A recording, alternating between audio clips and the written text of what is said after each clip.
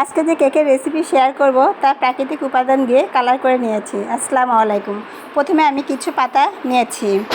শাক পাতাগুলোকে ধুয়ে দুধ দিয়ে ব্লেন্ড করে নিয়েছি। দুধ দেওয়াটা আমি দেখাতে পারলাম না, কীভাবে যেন মিস্টেক হয়ে গিয়েছে।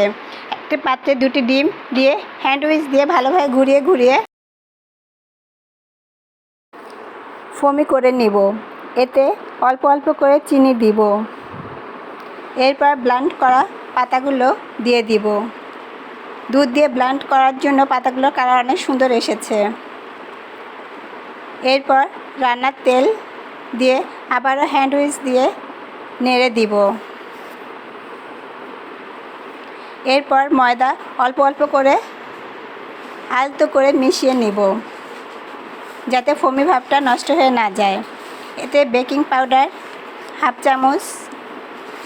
চামচ সোডা, সামান্য পরিমাণ লবণ ও ফ্লেভারের জন্য হাফ চামচ ভ্যানিলা এসেন্স দিয়ে দিব। এরপর এটিকে আলতোভাবে ঘুরিয়ে ঘুরিয়ে মিশিয়ে নিতে হবে, যাতে ফোমি ভাবটি নষ্ট হয়ে না যায়। টিফিন বাটিতে হালকা তেল ব্রাশ করে নিয়ে ব্যাটারগুলোকে ঢেলে দিব।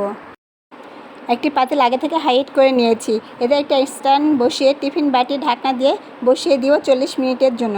40 মিনিট পর আমি দেখিয়ে দিচ্ছি আমার কেকটি কীরকম হয়েছে। দেখতে অনেকটা সফট হয়েছে, তাই না?